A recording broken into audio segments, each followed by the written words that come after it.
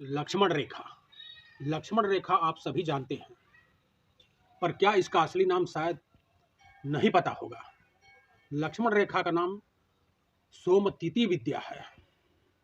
यह भारत की प्राचीन विद्याओं में से एक है, जिसका अंतिम प्रयोग महाभारत युद्ध में हुआ था। चलिए जानते हैं कि आपने प्राचीन विद्या भारतीय विद्या को सोमावती विद्या लक्ष्मण रेखा महर्षि श्रृंगी कहते हैं कि एक वेद मंत्र है।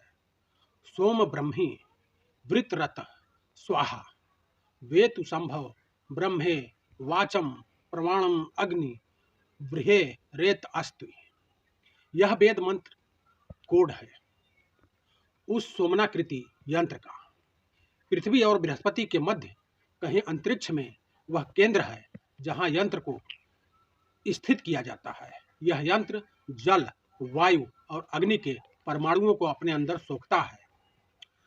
कोड को उल्टा कर देने पर यह एक खास प्रकार का अग्नि और विद्युत के परमाणुओं को वापस बाहर की तरफ ढकेलता है। जब महर्षि भारद्वाज ऋषि मुनियों के साथ भ्रमण करते हुए वशिष्ठ आश्रम पहुंचे तो उन्होंने महर्षि वशिष्ठ से पूछा, राजकुमारों की शिक्षा दीक्षा कहाँ तक पहुंची है। महर्षि वशिष्ठ ने कहा कि यह तो ब्रह्मचारी राम हैं, इनसे अग्नेयास्त्र, वरुणास्त्र, ब्रह्मास्त्र का संधान करना सीख लिया है।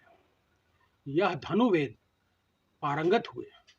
महर्षि विश्वामित्र के द्वारा यह जो ब्रह्मचारी लक्ष्मण है, यह एक दुर्लभ सोमावती विद्या सीख रहा है।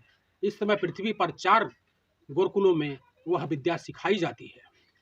महर्षि विश्वामित्र के गुरुकुल में, महर्षि वशिष्ठ के गुरुकुल में, महर्षि भारद्वाज के यहाँ और उदाकाल गोत्र के आचार्य शिवामकेतु के गुरुकुल में श्रृंगी ऋषि कहते हैं कि लक्ष्मण उस विद्या में पारंगत था।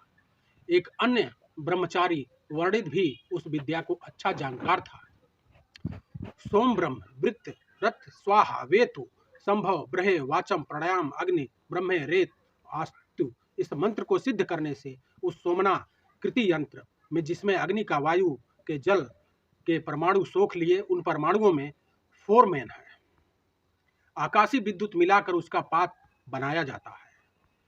फिर उस यंत्र को एक्टिवेट करें और उसकी मदद से एक लेजर बीम जैसे किरणों से उस रेखा को पृथ्वी पर गोलाकार खींच दे। उसके अंदर जो भी रहेगा वह सुरक्षित रहेगा, लेकिन बाहर से अंदर अगर कोई जबरदस्ती प्रवेश करना चाहे तो उसे अग्नि और विद्युत का एक झटका लगेगा कि वह राख बनकर उड़ जाएगा। जो भी व्यक्ति या वस्तु प्रवेश कर रहा है, ब्रह्मचारी लक्ष्मण इस विद्या के इतने जानकार हो गए हैं कि कालांतर में यह विद्या सोम तिथि न कहकर लक्ष्मण रेखा कहलाएगी। महर्षि दधीचि, महर्षि सांडिल्य इस विद्या को जानते थे।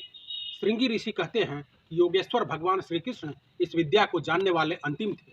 उन्होंने कुरुक्षेत्र के धर्म युद्ध के मैदान में चारों तरफ यह रेखा खींच दी थी ताकि युद्ध में जितने भी भयंकर अस्त्र शस्त्र चलें, उनकी अग्नि, उनका ताप युद्ध क्षेत्र से बाहर जाकर दूसरे प्राणियों का समदान न करें। मुगलों द्वारा करोड़ों करोड़ों ग्रंथों को जलाए जाने पर और अंग्रेजों द्वारा महत्वपूर्ण ग्रंथ को लूट कर ले जाने के कारण कितनी ही अद्भुत विद्याएं हैं जो यशस्वी पूर्वजों ने खोजी थी, वह अब लुप्त हो गई हैं।